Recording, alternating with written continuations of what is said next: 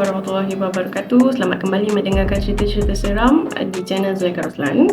Apa khabar tak kira di mana saja anda berada? Saya doakan semoga urusan anda dipermudahkan oleh Yang Maha Esa dan anda berada dalam keadaan kesihatan yang baik-baik. So, selamat datang saya ucapkan kepada korang yang baru je terjumpa channel ni. Kalau korang memang minat cerita-cerita seram yang berunsurkan penceritaan, mungkin channel ni boleh jadi salah satu daripada channel yang korang boleh tonton. Jangan lupa tekan button subscribe dan aktifkan notifikasi loceng sebab saya ada banyak lagi kisah menarik saya nak sharekan dengan korang dan ada banyak lagi lah perkongsian-perkongsian lain. Kepada korang yang sudi kembali setiap kali saya ambil video, terima kasih banyak-banyak. Dan untuk video kali ni saya nak bawakan kepada korang kisah seram pengawal keselamatan. Sebab saya tengok video pengawal keselamatan yang saya buat sebelum ni agak mendapat sambutan. Sebab sampai sekarang saya tengok dia punya view makin naik.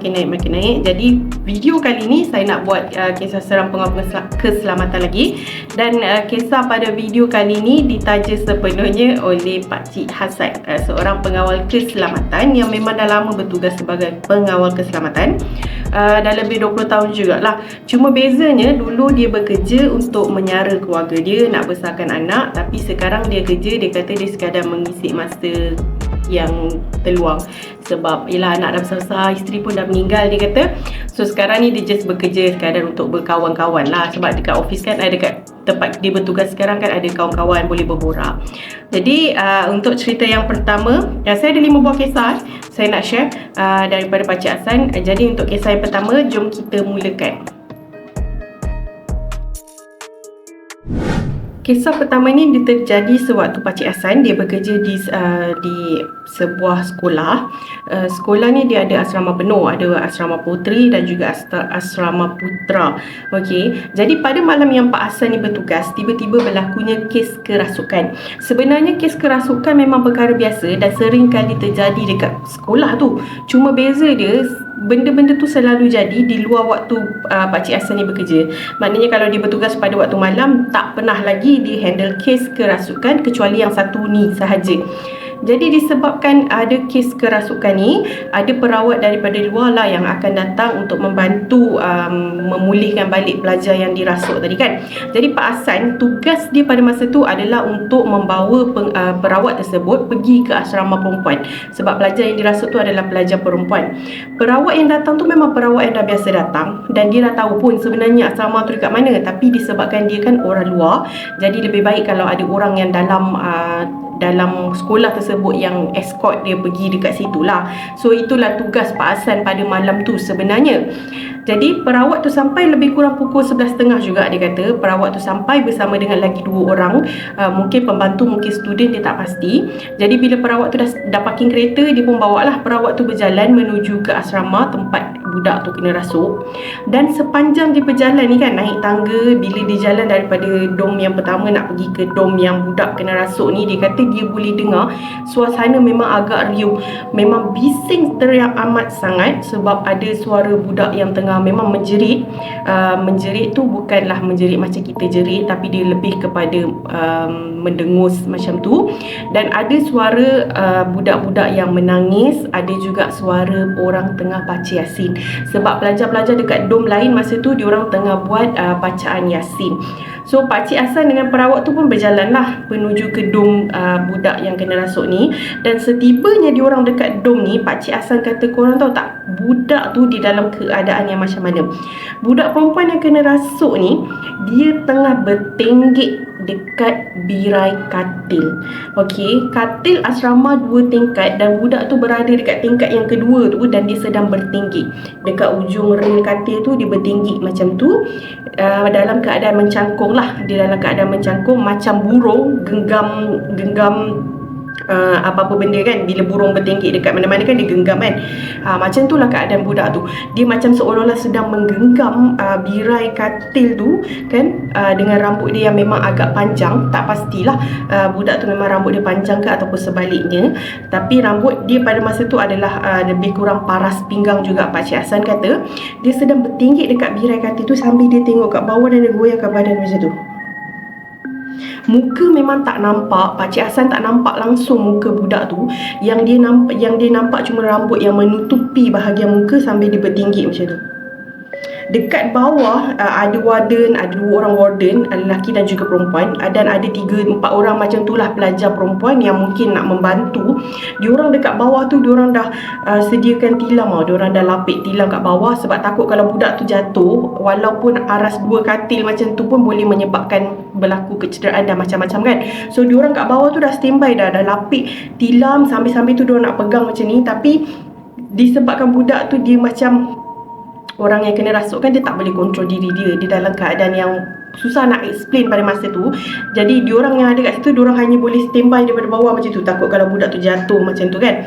Jadi bila diorang sampai dan keadaan budak tu macam tu, Pakcik Hasan kata ustaz ataupun perawat yang datang tu terus Astaghfirullahalazim. Lepas tu ustaz tu dia terus baca doa yang Pakcik Hasan tak ingat apa doa yang dia baca. Mungkinlah Pakcik Hasan kata pada masa tu dia tak tahu pun doa apa yang ustaz ni baca. Ustaz ni baca doa dan ustaz ni sebut Allahu Akbar.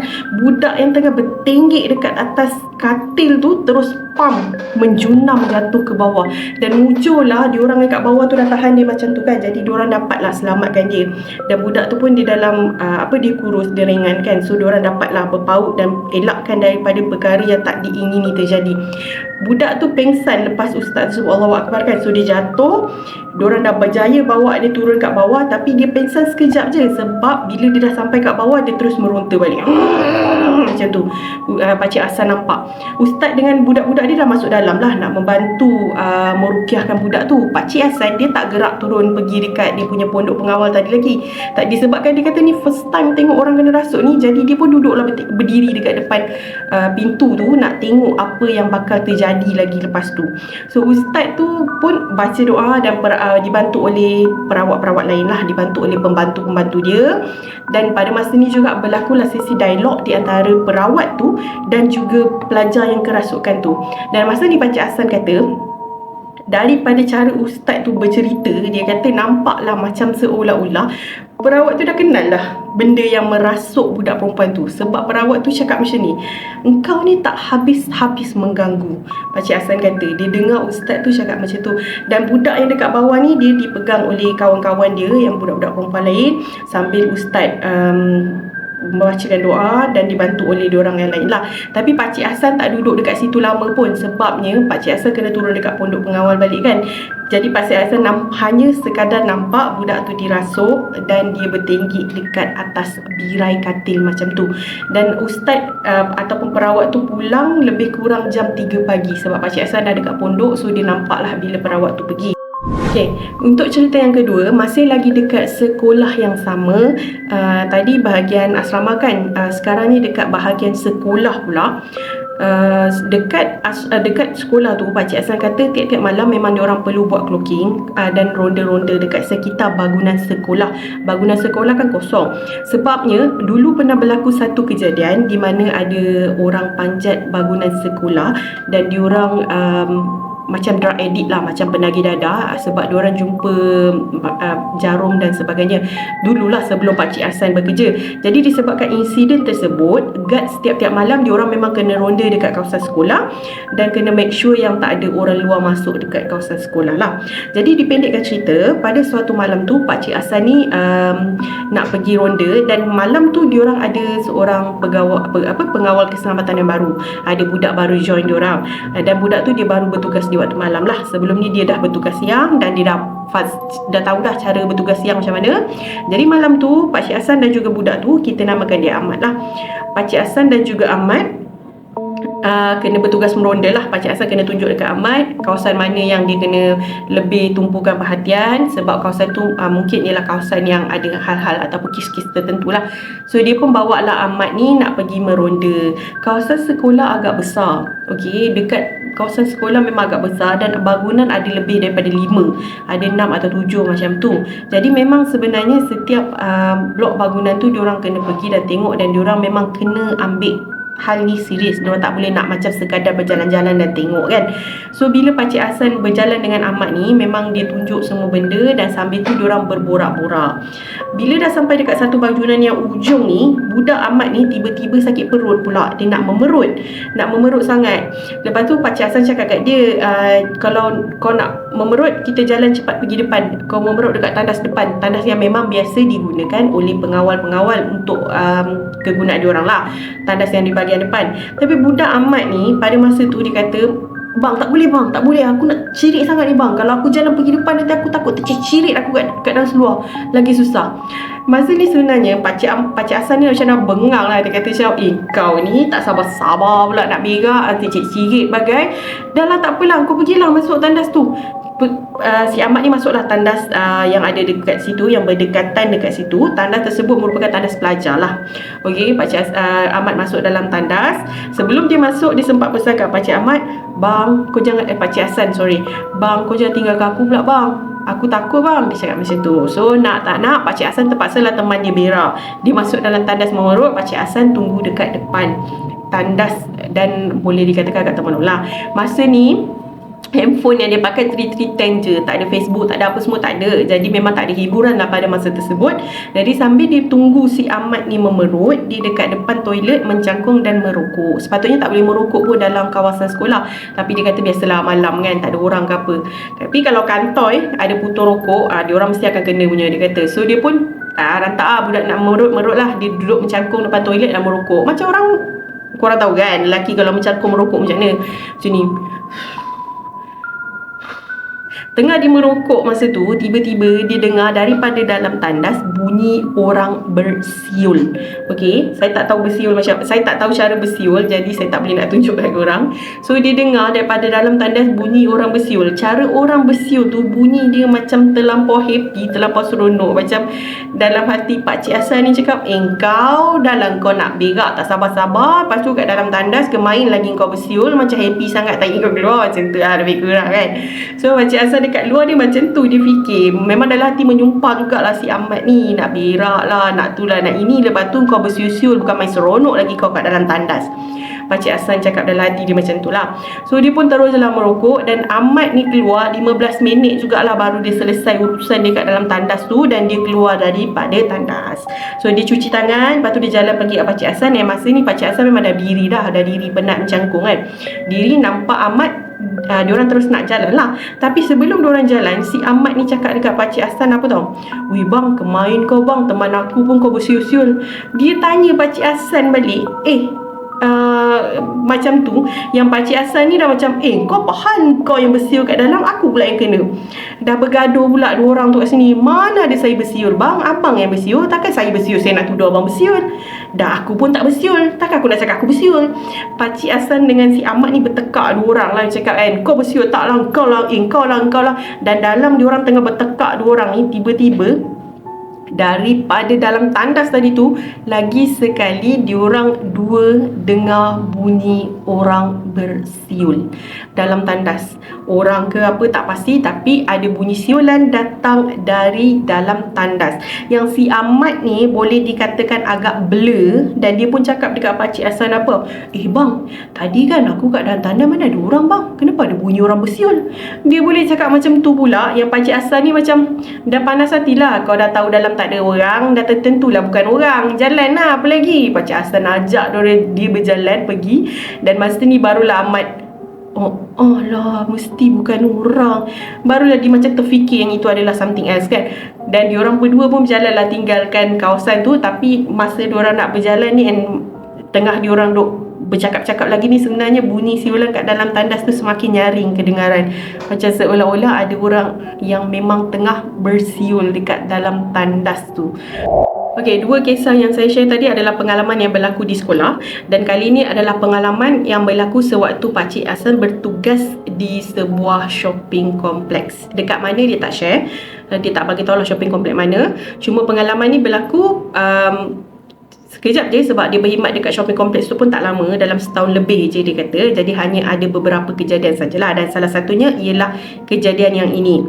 Okey, suatu malam tu dia ada dua orang yang bertugas pada malam tersebut beserta dengan seorang ketua. So ada 3 orang lah total. So kalau ada apa-apa kejadian, seorang akan stay dalam bilik guard sebab dia akan perhatikan CCTV kalau ada apa-apa kes, manakala seorang lagi akan keluar pergi meronda. Kalau nak contoh ada orang ke apa ke, dia akan pergi keluar dan halau orang tu lah, sebab shopping kompleks tutup pukul 10. Jadi paling lewat pun pukul 12 lebih dah kena kosong.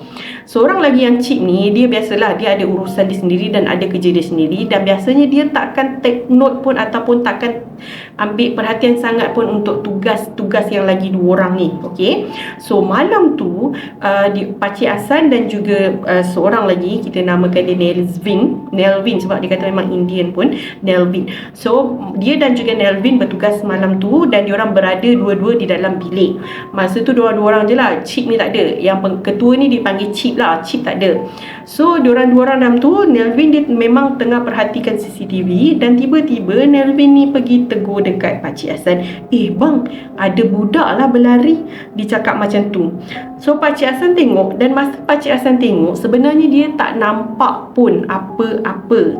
Okay, sebab budak tu kata dia nampak ada budak berlari dan budak tu dah pergi tinggalkan kawasan tu. Jadi CCTV dah tak dapat tangkap budak tu lagi lah. So dia tak boleh nak tunjuk dekat Pakcik Hassan, cuba bang tengok ada budak kan, ada budak. Dia tak dapat nak tunjuk macam tu.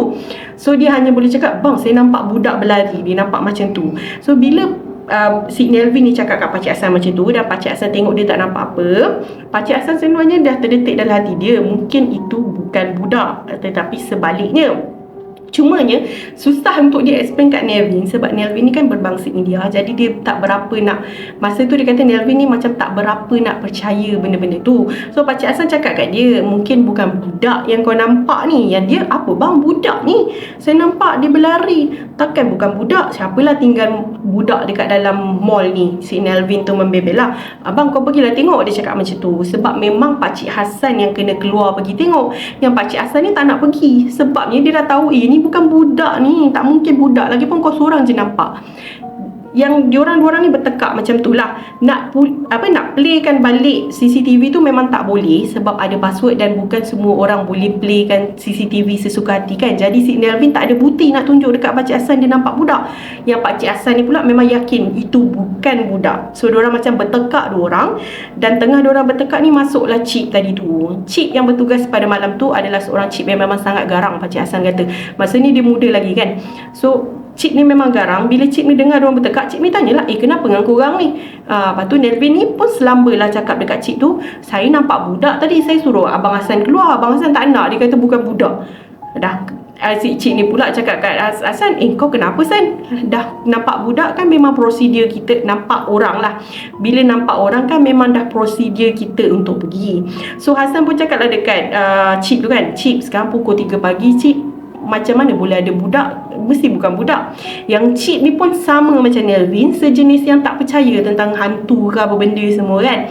So si Cip ni pun marah lah si Hassan. Memang teruk juga Hassan tu kena marah. Kau dah tahu tugas kau pada malam tu adalah untuk keluar. Kalau ada apa-apa kejadian, kau keluar lah. Kejap lagi takkan aku nak tulis dalam report presume hantu, dia kata macam tu. Takkan aku nak tulis dalam report kemungkinan besar hantu. Kau tak keluar pergi ronda, tak keluar pergi tengok, tak ada bukti kau keluar pergi tengok, dia kata.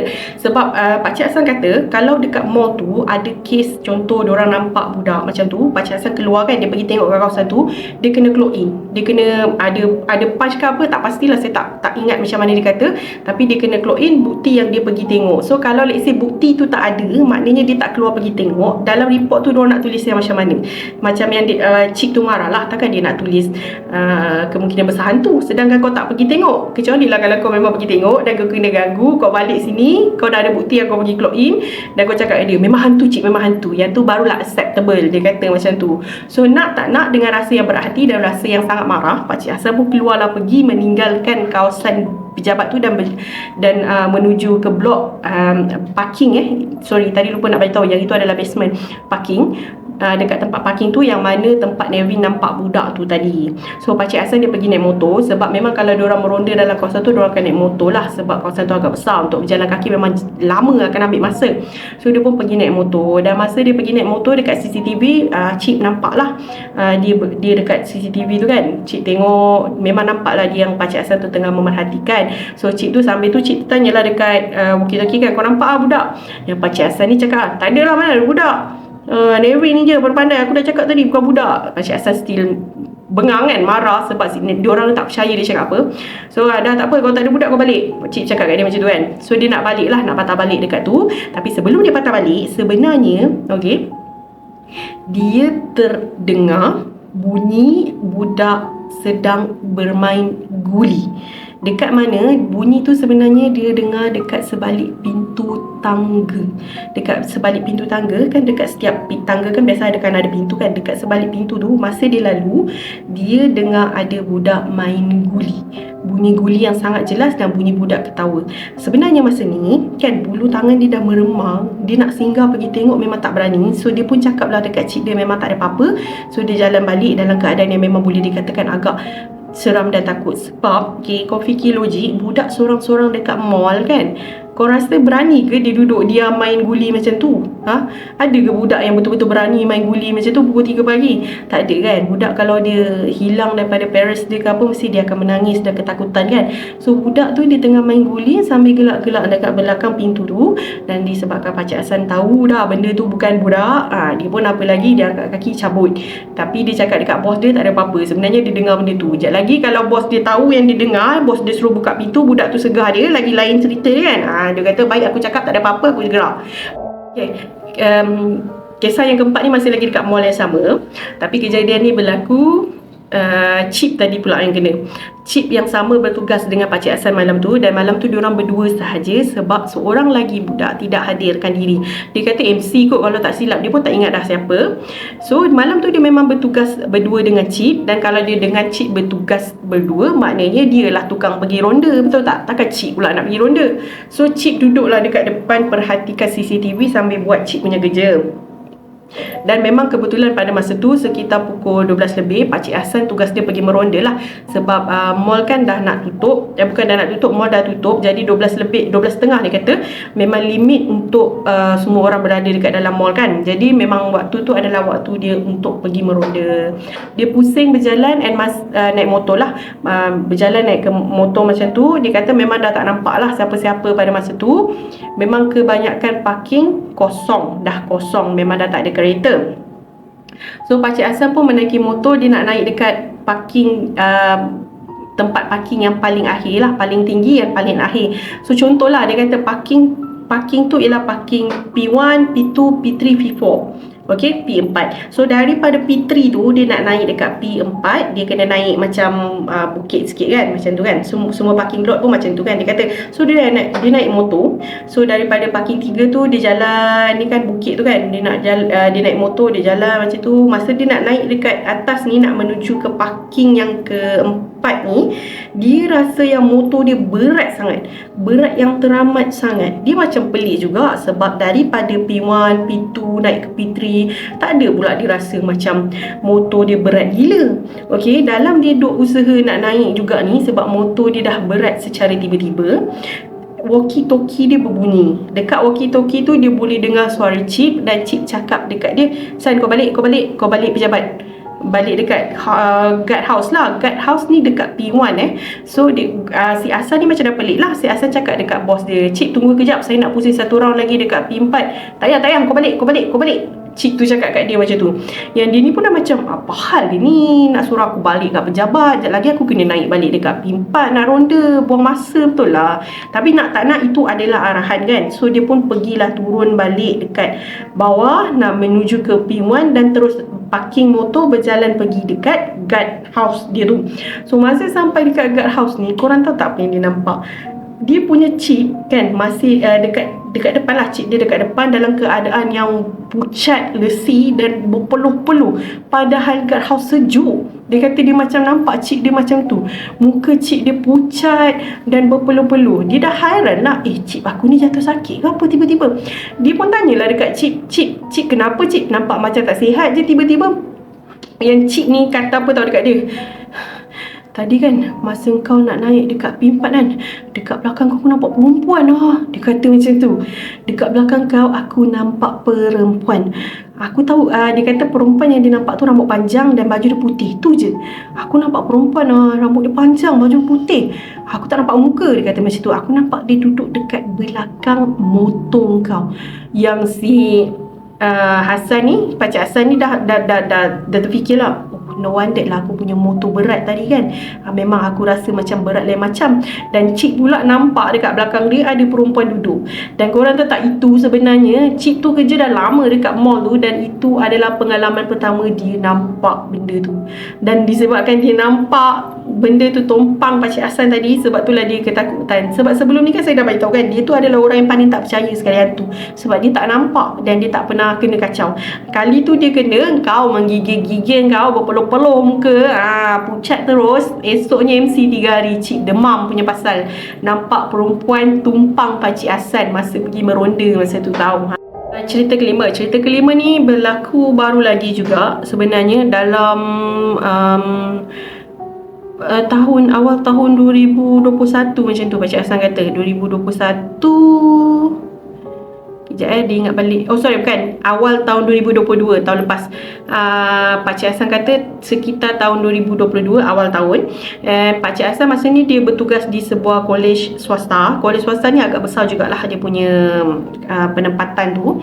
Dekat kolej swasta ni masa dia bertugas tu, budak-budak memang baru masuk. Diorang baru start semula kuliah setelah sekian lama work from home semua. Study from home semua kan. So kuliah baru je start sepenuhnya pada masa tu Pakcik Hassan kata. And dekat college ni Pakcik Hassan punya tugas memang macam biasa je. Kalau dia bertugas waktu malam, memang dia perlu meronda, dia perlu berjalan dan memastikan yang kawasan kampus kosong pada jam 11 malam. Limit untuk pelajar duduk dekat kampus, tak kira dekat mana, kelas ke apa, adalah setakat 10.30. Biasanya dekat kampus tu tak ada kelas malam yang dijalankan. Kalau ada pun setakat sampai pukul 10 je, 8 sampai 10 je. Lepas tu memang dah tak ada kelas. Budak-budak kalau nak buat discussion ke apa, diorang tak boleh buat dekat kelas ke dekat apa selepas pukul 10.30. Diorang masih lagi boleh duduk dekat pondok-pondok yang berdekatan lah. Tapi kebanyakan student memang tak buat pun benda tu. Student dekat situ tak ramai mana pun sebenarnya, sebab itu adalah kolej swasta, tapi masih lagi ada lah. Dipendekkan cerita, Pakcik Hassan dia meronda macam biasa, sambil bawa dia punya torchlight tu, sebab bangunan kuliah biasanya gelap. Yang terang hanyalah lampu yang menyinari dekat jalan sahajalah. So dia bawa torchlight dia dan berjalan. So masa dia berjalan dekat salah satu bangunan yang ada, daripada bawah dia sulur dekat atas, dia nampak ada seorang perempuan yang baru berjalan masuk ke dalam salah satu bilik yang ada dekat situ. Dia nampak lah daripada atas macam tu. Dia nampak perempuan tu jalan masuk macam tu, macam tu. Macam tu. So bila dia nampak, dia sempat jerit, "Excuse me, hello," macam tu. Tapi budak tu tak bagi respon, sebab kemungkinan besar budak tu dah masuk dalam bilik. So dia tak dengar yang Pakcik Hassan panggil dia dekat bawah. So nak tak nak dia kenalah naik atas sampai tingkat 3, nak pergi minta perempuan tu ataupun budak tu dah limit off dah habis. So korang kena turun. So dia pun berjalanlah naik. Sambil dia berjalan naik ni, dia suluh-suluh jugalah dekat setiap kelas lain yang ada kan, nak tengok lagi ada student ke tak. Tapi bangunan bilik-bilik kuliah memang dah gelap. So kemungkinan besar memang dah tak ada student lah. Sebab kalau ada student, diorang akan buka lampu kan. So bila Pakcik Hassan ni sampai je dekat aras 3, bila dia dah sampai ke aras 3, dia tengok bilik yang budak perempuan masuk tadi gelap. Gelap. Daripada bawah tadi dia tak teringat pula nak tengok bilik tu gelap ke terang. Dia tak terfikir sebenarnya, sebab bila dia nampak budak tu, dia terus masuk dalam bilik kuliah tu, dia terus terfikir nak naik atas nak tengok. Dia tak teringat nak fikir hantu ke, dia tak teringat nak fikir bilik kuliah tu gelap ke tak. Dia tak terfikir masa tu. So dipendekkan cerita, bila dia dah sampai atas, bilik kuliah tu gelap, dia dah rasa macam bilik kuliah ni gelap, takkan ada budak. Barulah dia terfikir yang bilik kuliah gelap, tak mungkin lah ada budak kan. So dia pun macam tak apalah, dah dekat atas, mungkin memang ada sesuatu yang cuba nak mengganggu dia pada masa tu, dia kata. So dia pun dekat dinding ataupun beranda tu, dia pun ngintai lah nak tengok bawah, sambil-sambil dia main suluh-suluh lagi, nak tengok kalau dekat bangunan yang berdekatan ada lagi student dan sebagainya. Dan masa dia tengah suluh-suluh dekat bawah ni, korang tahu tak apa yang terjadi? Daripada kelas yang ada dekat belakang dia tadi tu, kan dia dah tengok gelap dan dia dah suluh guna lampu suluh, memang dah tak ada orang. Dia dengar bunyi seakan-akan alat meja yang digesil. Bunyi dia macam tu, kau dengar? Macam tu. Dekat meja kayu, bukan meja kayu lah, dekat meja student tu, bunyi yang digesel-gesel macam tu. Dia dengar macam tu, macam seolah-olah ada orang sedang menggunakan meja dan sedang buat sesuatu dekat atas meja lah. So bila dia dengar bunyi tu, dia rasa macam ada budak ke? Tak mungkin ada budak kan. Tapi disebabkan dia macam nak kena tengok juga, dia pun suluh lagi sekali dekat dalam bilik kuliah tu. Dan kali ni bila dia suluh dekat meja yang paling ujung sekali, dia nampak ada perempuan tengah tunduk macam buat kerja macam ni. Memang budak perempuan tu tengah tunduk macam ni sambil buat kerja. So bila dia dah nampak budak tu, dia pun teruslah jerit, "Hello, excuse me." Dan pada masa yang sama, dia berjalan lah pergi menuju dekat pintu sebab dia nak buka pintu kan. Tadi kan dia mengintai dekat tingkap je sebab bilik tu gelap, dia malas lah nak buka pintu. Dan bila dia pergi dekat pintu, dia buka pintu, perkara pertama yang dia akan buat adalah buka lampu. Sebab memanglah takkan kau nak suluh-suluh macam tu je kan, lebih baik kau buka lampu kan. So dia pun buka lampu.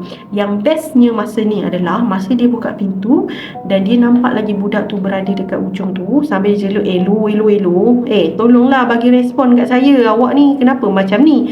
Dah nak marah dah masa ni, dia pun buka lampu kan. Dan masa dia buka lampu ni, bilik kuliah tu terang sahaja. Budak perempuan yang dia nampak tadi tak ada. Memang tak ada siapa-siapa pun. Padahal masa dia tengah marah-marah budak tu, and budak tu tak bagi respon, dia nampak lagi budak tu ada dekat situ. Tapi bila lampu dah terang, tak ada siapa-siapa pun dalam bilik kuliah tersebut. Dan masa ni sebenarnya Pak Syed Hassan dah terus cakap dalam hati lah, "Aduh, melebih-lebih pula benda ni kacau aku." Dia kata macam tu lah. Kalau dulu kena kacau, memang kita takut sampai boleh demam-demam. Tapi sekarang dah tua-tua ni, kalau kena kacau dengan benda-benda macam tu, dah tak takut apa dah. Dia kata dah biasa, dah lali. So bila dia dah kena kacau pula malam ni, dia kata macam tu kan. So dia pun tutup jalan lampu dan dia terus tarik pintu kan, nak tarik pintu nak turun bawah lah. Dan masa dia nak berjalan turun ni pun, dia boleh dengar lagi bunyi tu, bunyi orang macam tengah buat kerja dekat atas dalam. Tapi dia dah abaikan, dia terus jalan turun ke bawah dan pergi dekat pondok pengawal macam biasa. So, apa pandangan korang untuk cerita-cerita yang Pakcik Hassan sajikan? So, Pakcik Hassan memang ada cakap lah, dia kata kalau korang biasa dengar pengawal keselamatan ni sering diganggu, itu memang boleh dikatakan agak betul jugalah. Sebab memang pengawal keselamatan kan dia selalu berjaga malam. Orang lain tidur, kita berjaga kan. Siapa je yang tak suka? Mestilah ada benda-benda yang suka sebab ada orang berjaga malam dekat tempat-tempat dia pula kan. So, apa saja yang Pakcik Hassan share kat kita, korang anggap sebagai perkongsian cerita. Tak payah nak terlampau taksub. Jangan sampai korang takut nak kerja sebagai pengawal keselamatan pun. Sebab benda tu semua rahsia Allah kan. Allah je yang tahu kebenaran tentang setiap perkara-perkara yang berlaku. Jadi sampai kita jumpa on the next video. Stay tune dan stay safe. Jangan lupa like, share dan komen. Terima kasih banyak-banyak sebab korang tonton sampai habis. See you again. Bye.